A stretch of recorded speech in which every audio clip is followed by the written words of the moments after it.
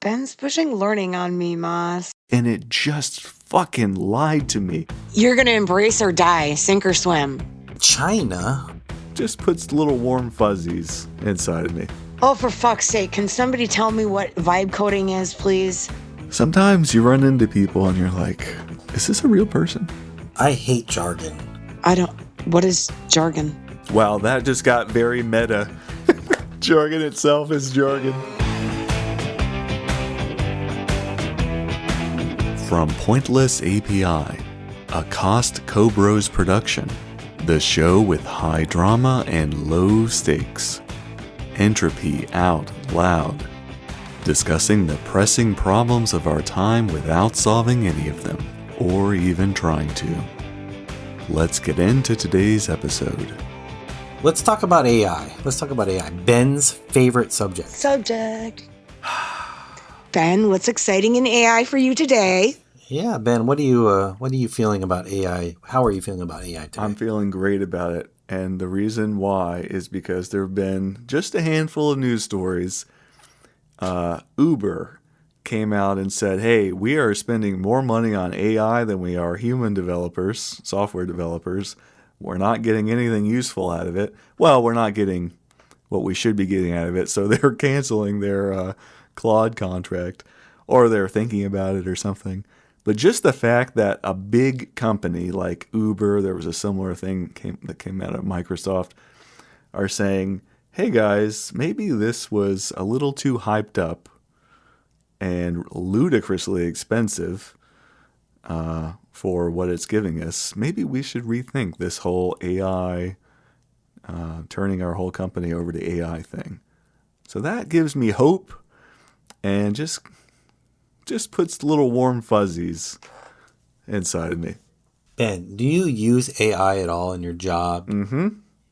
In any non-chat GPT way? I don't mean where you just go in the normal chat GPT and copy paste something. Do you use it in any way beyond that? Occasionally, yeah. We have Copilot at my day job. Oh, you have Copilot? Mm-hmm. Not the CLI Copilot. Regular desktop. No, you don't have Visual Studio Code Copilot. No, not that. You're talking about the chat one then. The chat one, okay, yeah. I'm referring to the developer ones. You don't have any of the developer ones then? No. Our where I work does not pay for anything like that. All we have is it's part of your Office 365. We use Microsoft, yeah. So it's like that's the same as ChatGPT. This where the chat window where you're chatting about whatever, and you paste code in there, ask it a question, and kind of exactly, yeah. But I've used it for things other than code though. I was having an issue with remote desktop on a new machine I was setting up, and I just could not. Somebody else imaged the hard drive and just fucked it up, and I can't. Long story without getting to my job. I couldn't just re-image it, and so anyway, I went round and round with Copilot for hours, and it just fucking lied to me over and over. I was like, I think it's this. Is it worth troubleshooting these steps? No, definitely not. Here's how we know it's not. And I believed it because I'm an idiot and we trust AI way too much. It led me on a goose chase for hours. Anyway, I've used it for non-coding things too, just general IT stuff. I'm glad that I have it as opposed to don't have it. However, it lies, and it sometimes it doesn't lie. It's just dumb. It makes stuff up.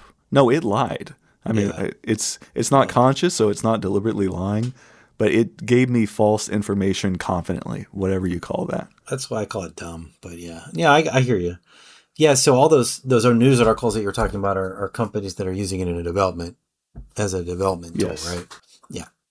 So, which is a little different than the Office one or like the little chat window that most people use. Yes. It's so for people to understand, they're not canceling someone using a chat window. They're using it as a development tool. Well, that's because Microsoft gives you that one for free so that they can juice their numbers. They can lie about how many people are using it. Oh, for sure. And then ChatGPT is free. It doesn't cost anything. So no one's canceling that because it doesn't cost any money. So all these companies are hiking up their prices starting on June 1. I believe, I don't know if Claude is, they think they already did. OpenAI is hiking their price. Microsoft, who has the Copilot development tool, is hiking their prices like a lot. And so, one thing I found really fascinating, because I was kind of forced to look into it, since I don't want to pay, $500, $1,000, is China. The Chinese companies are releasing their models and they're so cheap. It's freaking crazy how cheap they are.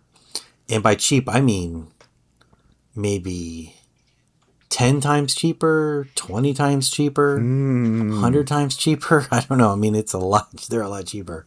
So, I don't know. Do you have any thoughts on using AI models from China? Well, are they doing the same thing that our companies were doing, where they're heavily subsidizing the cost temporarily, or why are they so much cheaper? China's a massive producer of energy, first of all. So they have energy. Maybe it's cheaper for them to power AI. Well, I think the I don't government know. subsidizes everything anyway. Right. So Yeah, they do. The government will, if they want to put money into something, it's not like here, where it's like, hey, it's free market, do whatever you want. yeah, I mean, I did a test, 42 million something tokens, and it ended up costing like $1. Amazing. Yeah, so Well, China is where DeepSeek came from, the model you could just download and run on your computer, right? yeah, that's what I'm testing, but I can't run it on my computer, so I'm testing it, through a service. So yeah, China So does have the energy capacity to power large-scale AI operations. And in fact, its rapid energy build-out is seen as a key competitive advantage in the AI race against the US. Yeah, that's interesting. well, Ben, perhaps this will allow other companies to embed AI further into their stack. Maybe. Is it good? Like, is it as useful so far as Claude or whatever you were using previously? So I installed a Hermes agent on my computer, and then I hacked the GitHub Copilot CLI to use the DeepSeek model. I say hacked. It's allowed. You just have to jump through a couple of hoops. Right. And then I had, as a test, I had it build out an application in Windows. It's a cross-platform app, actually, to allow me to manage all my Hermes sessions. So I think it worked pretty well. That's why I spent all that 42 million tokens on. Wow, very cool. Yeah.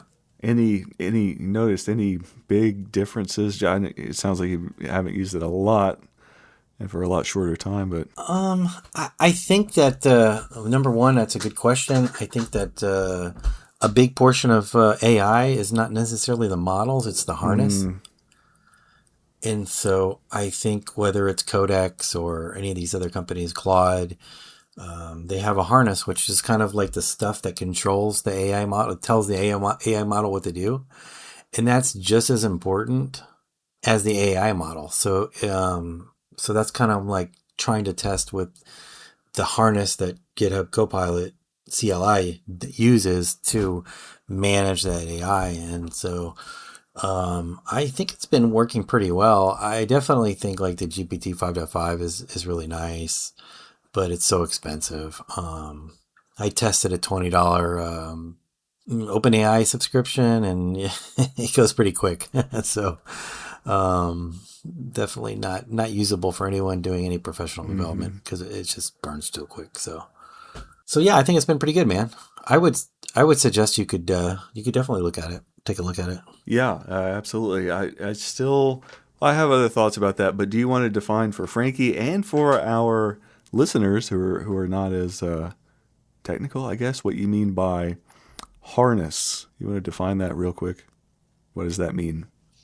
Sure, it's really just the controlling program that manages the information going into the actual LLM model. So for instance, when you're doing development, it will tell it, hey, this is the developer and you're going to be doing planning, and you need to do this, and this to make the plan and build a spec in this way. And it's kind of like all under the hood, as opposed to me as a developer having to write all that. So it already has these kind of built-in kind of modes to help you plan and execute, development activities. Right. So like the model itself can't run commands in your terminal. It kind of is an interface.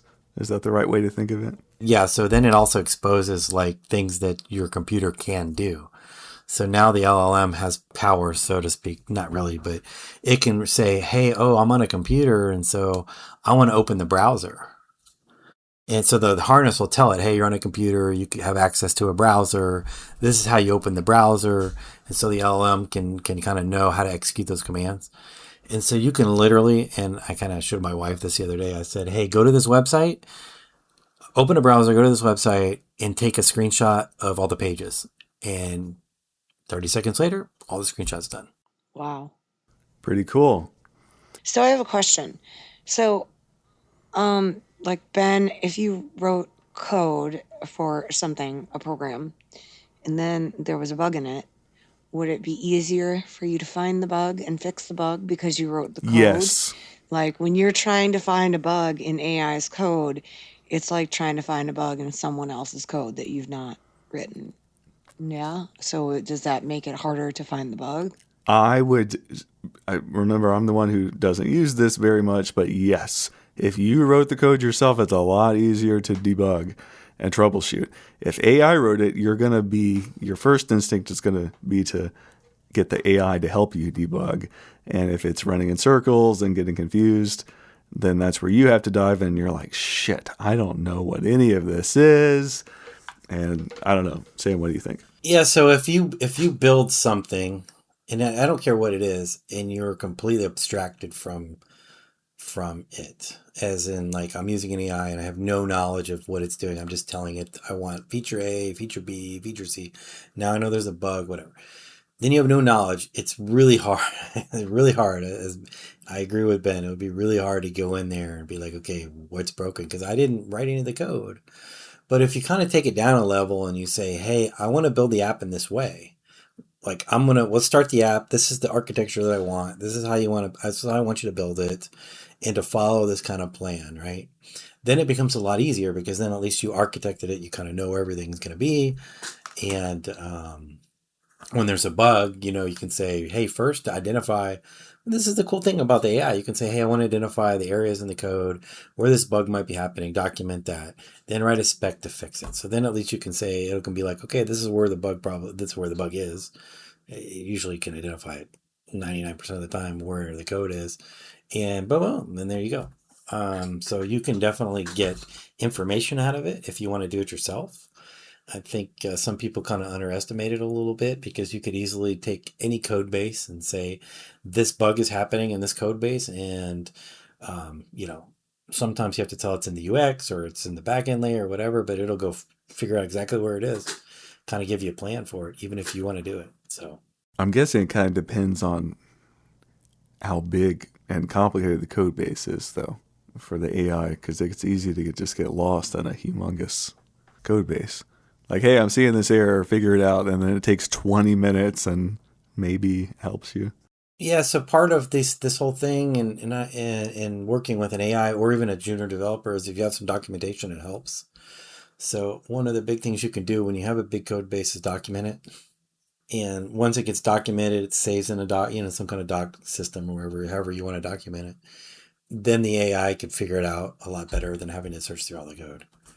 So I don't know. It's just like any other thing. The more documentation I have, the easier it'll be to kind of deal. But I have an app that's a pretty big code base. I mean, there's probably 400 database tables, and you can imagine how much code that's around all that. And definitely it does get lost. I definitely have to tell it. Yeah, because I wrote all that code for the last 10 years. I know where the code is. I know how it's set up. This is where it is. These are the files you need to look at. And so I do have to kind of guide it in that way, but it definitely helps me from having to actually write a lot of code that may have taken me 8 hours in one day to fix one or two things. It does it in 10 minutes. Right. Yeah. So this is cool. You and I guess a lot of people have figured out techniques to kind of help manage AI, to kind of keep an eye on it, keep it on a shorter leash, I guess. I've tested both. I mean, as you know, I've build some apps, and I just did the test as a test, not what I would do professionally, but if it's just for me personally, and just do whatever you want, choose the architecture, and just be consistent and document it. Those are the things that I say, And it's fine, but it does get to a point where things break and it does become a back and forth to get it fixed. So yeah. But the good thing is I'm not doing it. Right. I think what would be really cool, Frankie, is for you to, especially if you already have a Gemini or you already have something, or just take $50 from me and Moss or whatever and go and download one of these tools and be like, oh, okay, I want to build a game, or not a game. That's probably too complicated. A website. Like, I want to make Frankie Finagle's, and it has whatever features, and you just tell it. I think it would be really fun for you to kind of experiment around with it. Although, as we were saying, why do you keep making me try to learn things? you don't have to learn. That's what we were saying. Like, you could just try it out, see if you. Ben's pushing learning on me, Moss. But I think what Ben's saying is if you can build a website pretty easily with this AI tool, he's going to start worrying. No, I'm not going to start worrying. But I just think it would be cool. It would help you understand what we're talking about. Is like, you have no knowledge in this, background knowledge in this. Can you, if you think of a website that you would use or have a need for to do something, could you just build it just by using language to tell an AI bot to do it? It would be fun. Moss, will Gemini do that for me? So Gemini, Google has a tool called Anti-Gravity, and I think it uses your subscription. I did test it, but I can't remember if I was paying something extra. Okay, so I can't just use like the retard people Gemini, like the normal people Gemini. You can, but that's too much. You need to use the developer one, and then you tell it, I want to build a website, and I want it to do this stuff and this, and go get me some pictures, and it'll go do all that stuff. Wow. Okay. It'll do it on your computer is my point. The other one won't do anything on your computer. It'll just put code in the window, and you'll have to copy paste it somewhere, and that's not a developer tool. That's what I was. Yeah, it'd be something you'd have to. I will send you a link to the developer tool. Okay, so Gemini will step by step me through it, but I have to do it myself. This other thing will do it for me. Yes. Okay. And you can even say, like, I don't understand how to run this. How do I actually run this to see what it's doing? It'll tell you whatever.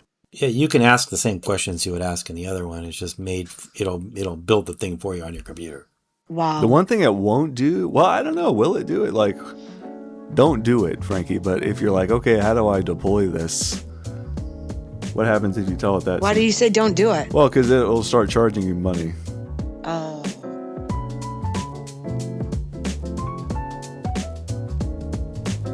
Today's episode of Entropy Out Loud is sponsored by no one. We're looking for sponsors, everyone. Do you have a company or a product or a business? Are you interested in sponsoring a really cool podcast? We're here for you. We would love to make an ad for you. We can do host-read ads. I can read it, or Frankie, or any one of us you'd prefer.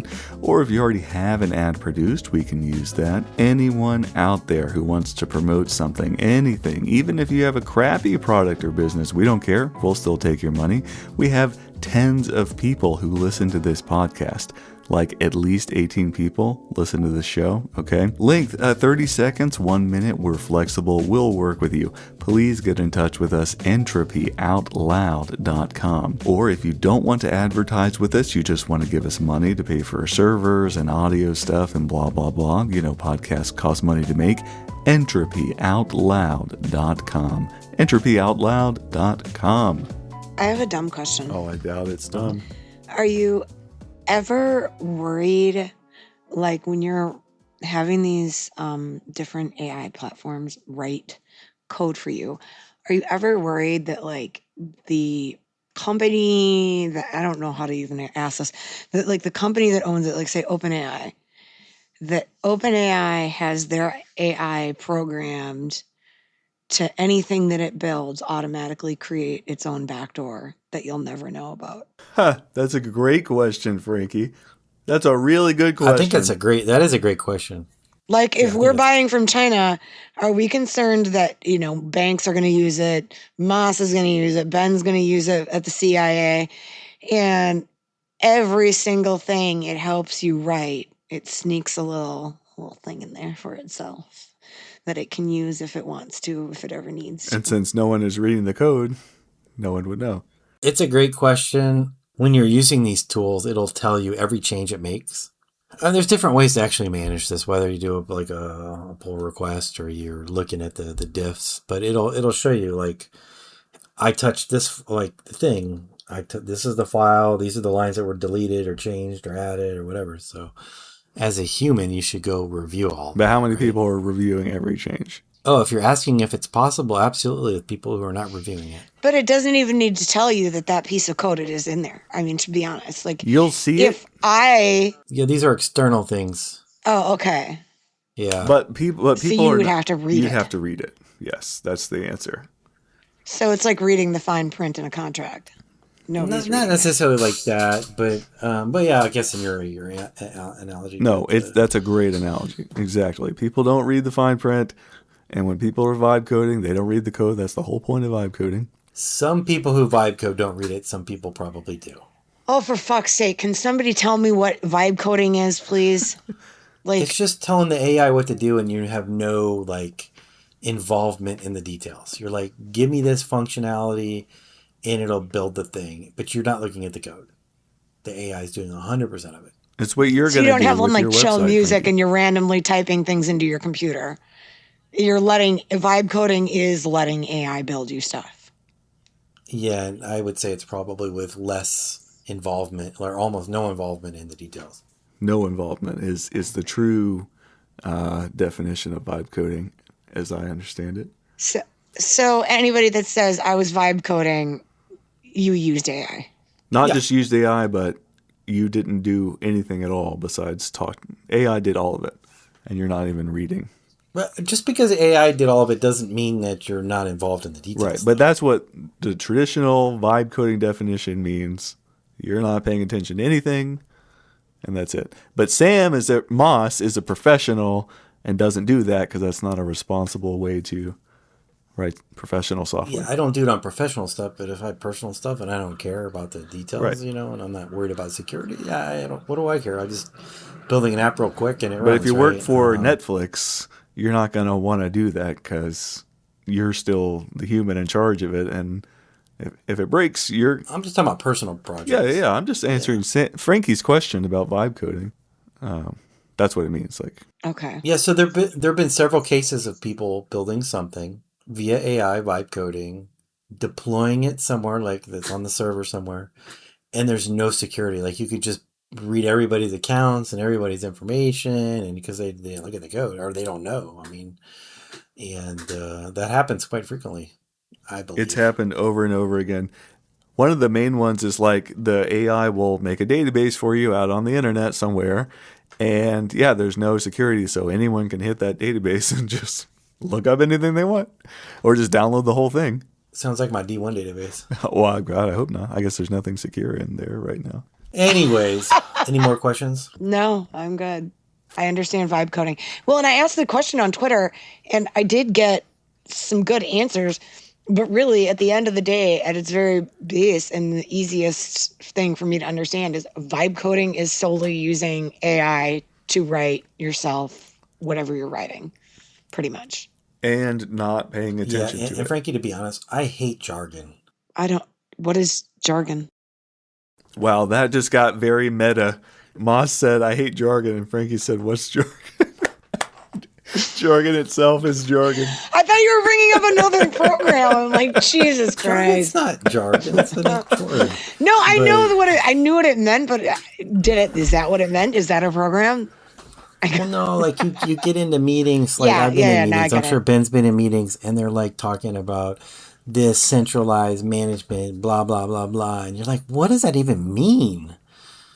They're using And, high-level words to say simple things. They're using high level words to not say anything most of the Yeah, time. exactly. And so my point is like vibe coding is just another one of those things that obviously you ask on Twitter and you're going to get 20 answers, right? Mm-hmm. And so it could mean pretty much anything you want. Any word can read anything. Any word can mean anything you want, really. So, and so we're just giving you our kind of perception of what vibe coding is. That's true. People Oh, I use it just to. saw your response. Moss, I didn't even see your response on Twitter. I'm seeing it now, telling AI to code for you blindly. I didn't even see that. You're the only one that gave a really good Yeah, one. that's a great response. That's very simple. That's it. That's the only thing I can understand Blindly here. being the key phrase there. Yeah. To wrap up AI, here's my hot take. I'd love to hear Moss's opinion on. So, what I tweeted about a while back was here's how I see it. Because of what's happening now, eventually the economics of these businesses aren't going to make sense. It's going to cost way too much money to use these frontier, top of the line, state of the art models. And it's going to be like, here's my analogy, supercomputers. We use supercomputers, but almost no one actually has access to them. You have to apply to use them ahead of time. You have to reserve time. They're for special use cases because they're so expensive to run. But we have local computers that we can do most of our work for, like the computer I'm sitting in front of right now that does 99% of what I need a computer for. I only need the supercomputer for some tasks. Maybe that's how AI will be in the future. We'll have local AI models that we can use for coding or IT stuff or whatever 99% of the time. And then occasionally, when you have a specialized use, you can use the super advanced frontier model that's very expensive. That's my hot take on it. Local models of the future. I'm probably wrong, but that's my opinion. What do you think, Moss? I actually agree with you. I think local models in the future, I think we'll have more local models. All the computers will come with GPUs or TPUs or whatever's required to run them as a part of the computer. So I think that definitely I agree with that. I don't know about the supercomputer analogy because I don't know what those uses are right now. Maybe that's vision or creating worlds on the fly. I don't know, Research or but definitely something. local. Yeah, I don't know. How is quantum computing becoming more user friendly and mainstream? How is that going to affect you guys? And like, at what point is that going to be part of your everyday life, or will it? That's a good question. I don't think it will. I think it's a very niche use case for cryptology and stuff like that. It's not really like a mainstream type thing as far as what I've read. And so I don't know that that will be a part of our life beyond some very specific things that it might be good at. It's not good at everything. It's only good at some specific things. So But do we have, is it like supercomputers now? I don't know a lot about quantum computers. Do we have working quantum computers that anyone can go and use? Are they all owned by the government or? NVIDIA, I believe, came out with that small $400 quantum computer What? that you could buy right no, now. they do Or not was have a it? $400 quantum Was computer. it? No. No. No, they may have an AI ready computer, but it's not a quantum computer. There is one service that I saw maybe last year that does offer some kind of like offboarding for quantum stuff that if I remember correctly, but I don't really think there's anyone that's really beyond some niche things doing quantum Like stuff. universities or something like that.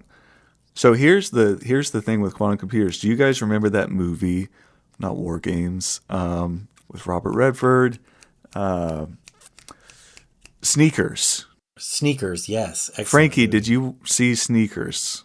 No. Oh, okay. That when we restart movie club, that's going to be my first movie. I agree with Sam. Excellent movie. It's so good. It's from the '90s, I think, but still very modern. But if you haven't seen the movie, what the machine that is in the central point of that movie is what quantum computers supposedly can do. So that's the scary part. Is all of a sudden we can't have a Zoom call right now or a Discord call. We can't have an internet call without someone else being able to listen in. Like right now, we're connected and it's encrypted, and people can see our the data flowing back and forth between your computer and my computer, but it's all decrypted and you can't read it. But if you have a quantum computer, it can, I don't know, run so many different kinds of variations on decryption that it will figure it out eventually. So then there's no more secrets, is the phrase from that movie. Yeah, I read an article about that maybe last week or 2 weeks ago, and it was about the actual government are already preparing for that day. Not in like a war sense, but like these are the policies we need to have, and the companies need to be, like the banks and everyone needs to be implementing these type of things. What is the solution? What do we implement? No, they're gonna have to come up with other methods for that. So, like what? I don't know. I don't have an answer for that. I don't know. It was the quantum internet is unhackable because it changes when observed. That's, I think, what I was thinking of. The quantum internet. Quantum internet. Yes. Well, I've never heard of the quantum. Yeah, I don't know that phrase. It sounds like something Quasi-Kodo would do. It's unhackable because as it's traveling, if someone observes it, it can change. I don't know. You guys will have to look it up. The quantum internet. But then we would all have to have quantum computers, or I don't know. I think it's the opposite. Is everything becomes hackable? Everything. There's no more encryption anymore. I feel like if it's unhackable, it'll be unhackable at first, and then someone will find a way. Right now, it is unhackable. That's the state we're in right now. Basically, I mean, I would say the time it takes to hack it is long. It is not unhackable. You mean right now? Or what Frankie's talking about? Yes. Yeah. But it's so long that it's impractical, I guess. Although apparently the NSA has ways around everything. Yeah, I know I think these times have been lowering even without the quantum computers. So they have been, but practically speaking, if I send you encrypted communication, you can't decrypt it. But I need to read more about this because I forgot about that movie and I just forgot about this problem. Yeah, that was a great movie, and it's kind of pretty apt for right now too. The next 10 years or so. Absolutely. I'm definitely gonna have to watch it. Oh, it's so good, Frankie, and it's like a tech kind of movie, but it's very it's like thriller kind of. It's very accessible. It's not like Is it scary? No, not even a little bit. Okay, that's all that matters. Robert Redford. That's all you need to know. I thought all women just swooned for Robert Redford. Is that not a universal theme? I mean, he's all right. So there's speaking of Robert Redford, there's another really good movie he was in that very few people that I know watched it, and it was Spy Game. Ooh. Oh, I saw that one. That one was a good one. I remember the title, but I don't know if I saw it. Was it like a war movie, or what was the plot? It's with Brad Pitt, and he's kind of Robert Redford character is training him to be a CIA agent. So right up your alley, and you just have to watch it. It's kind of cool. Let's throw a IMDb link, Frankie, if you can, to Sneakers. What a great movie in the chat. You got it. So none of this is what I wanted to talk about with our AI topic. I wanted to talk about AI in the world, not for software or IT. I wanted to talk about it in terms of AI in schools.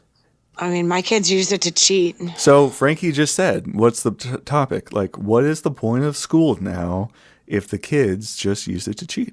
And the teachers are using it to combat cheating, but I don't think that's going great. I don't think what's the point of school. I think it's why are schools so slow to adapt it? So you think the solution is schools need to figure out a solution to disallow cheating with AI?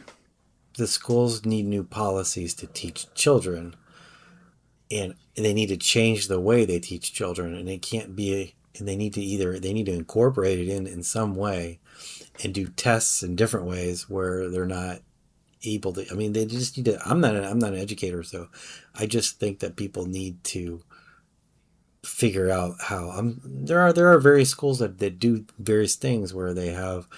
Hey, you can write a report and you can use AI, but when you come to school, I'm going to give you a test on your paper. You know, and if you fail the test, then you fail the assignment. You know what I mean? Like, there's different ways you can incorporate it in. And ignoring it is not the best way, and just outright banning it isn't necessarily smart either. Yeah, I mean, we need to adapt with AI. Need to teach our children how to use AI, because I don't I don't really see kids learning how to use AI or how to responsibly incorporate AI into their daily lives. And they're certainly not learning, teachers aren't learning how to use it, and therefore they're not able to combat against it. And so it's just becoming a deviant tool then because it's not being utilized properly. When it could accelerate their learning capacity to a degree, because repetition is memorization. So if the kid uses AI to write a paper, they're still probably reading that paper, and then you go take a test on that paper. That's like secondary reinforcement. That's not going to hurt a brain. No, I disagree. When you write a paper, you are that's how you think through an argument. Like I'm writing a persuasive paper, not just a research paper, but I'm writing a persuasive paper about some topic. If AI writes it for you, then you're not thinking. When you write a paper, you have to think through your argument, and then you change. Okay, no, my argument doesn't make sense. I need to amend my argument. But AI cuts out the whole thinking loop. Well, then what's the answer? Because banning it is not the answer. I don't even know how you would ban it. Yeah, it's impossible. So then how do you circumvent that? How do you deal with that? What's the solution? I have one idea, but I'm not a teacher. I mean, so some classes that I took in college, I'm not that old, guys, and none of us are that old, but some classes we had to write our essay in class.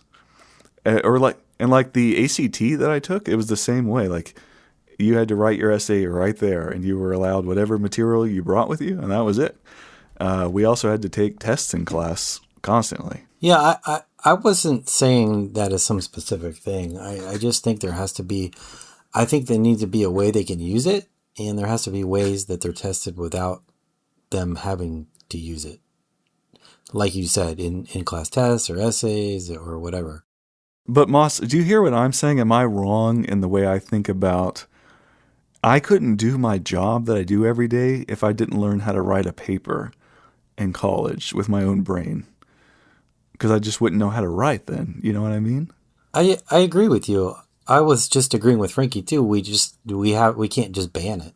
And how would you ban it? Because they're going to go to their dorm and get on their computer. I guess you could ban DNS so they have... Discussing banning it is a waste because you simply cannot. You can't ban it. It's here.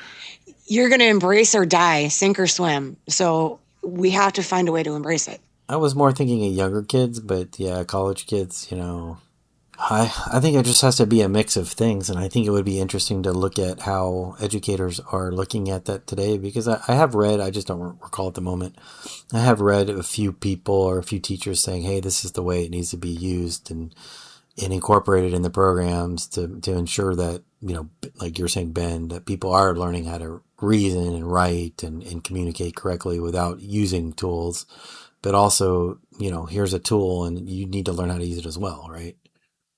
Right. And, we're so ill prepared for this. We interviewed with my son's school headmaster, like the principal, before, my kid ended up going to school, maybe within the year that it came out. And that was my question. My wife almost killed me. She kicked me under the table. Because I asked him that question. Hey, what are you going to do? What are you doing about AI and kids learning? Because she kicks me under the table because it's like I'm quizzing the principal on what they're going to do. And honestly, he was just like, we're still evaluating it. We don't know. I mean, it was so new. He had no answers. And these teachers just don't know. Yeah, I mean, they didn't have an answer at that time. I knew he wasn't going to have one, but I feel like AI is very, very similar to the computers and internet. When they first came out, a lot of people struggled, especially people over 40, especially people that aren't in tech, that aren't thinking about that. The teachers, the grandparents, the guy working at the bank. It was a very, very difficult thing for everyone to learn. We all had to learn. Well, for a while it was MS-DOS commands and whatever. And then we finally got Windows. And Windows was still a struggle for some, like it or not. And it was hard to integrate into schools, especially with the older teachers that had to learn the systems and had to learn all of everything. And now we're having the same kind of stunted growth with AI, because if you're not in tech, like you guys are very close to it and see it every day, and you guys ask the right questions, like where are we going in a society? How are we dealing with this in school? Most people aren't thinking that. They're looking up Chat GPT. They don't truly understand the things that AI is capable of and all the various uses that it has. It's a lot to wrap your brain around, really. And it really is no different than wrapping your brain around working the internet and AOL, which I know people that still struggle with the internet. Yeah, same. So, another 10 years, AI will be like, we'll be talking about the integration of AI like it's 100 years ago, like we were the integration of computers and internet and laptops, cell phones. I hope that that's what we're talking about instead of, I guess the fear, I don't want to repeat myself, is that the laptop can help you write papers and send emails better than sending a fax and format your document, but it can't think for you.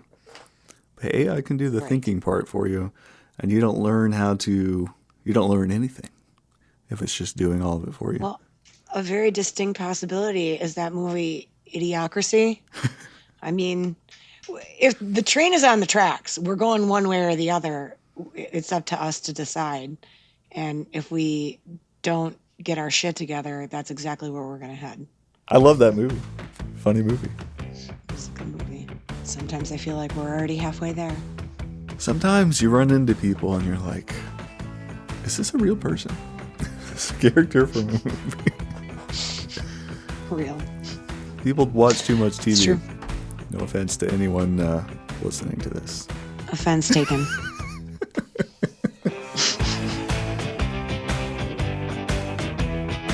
You just wasted time that could have been spent watching internet influencers put on their makeup by listening to this stupid podcast. You can find all of the show's hosts on Twitter, X, the Everything That Sucks app. Our usernames are in the show notes. Okay, time for the credits, everyone. Our web developer is a robot called BW, assisted by Moss. Audio post-production was mangled by me. Ben is not jammin'. All the bad jokes you didn't like in today's episode were written by Twitter user @CityCoderUS. Link in the show notes. Hair and makeup for today's episode were sponsored by no one. Please sponsor us. We're really nice people. You can find this show on the internet. We have our very own website and everything. It's entropyoutloud.com. If the site isn't working, you probably clicked the wrong button somewhere. Let's see, the website is where you can find past episodes of the show. You can also find them elsewhere on the World Wide Web, including Apple Podcasts, Spotify, YouTube, etc. Fun fact, only cool people can subscribe to this podcast, so try it out and see if you're cool or not. To contact us, you can send electronic mail to hello@entropyoutloud.com. If you're interested in becoming a sponsor of the show, that's much more important, so send that email to hello@entropyoutloud.com. Thank you to No One, Not a Soul for sponsoring today's episode. Entropy Out Loud is a Cost Cobros production. Maybe we'll be back with another episode, maybe not. Thank you for listening to episode 6, everyone, and may the cringe be with you.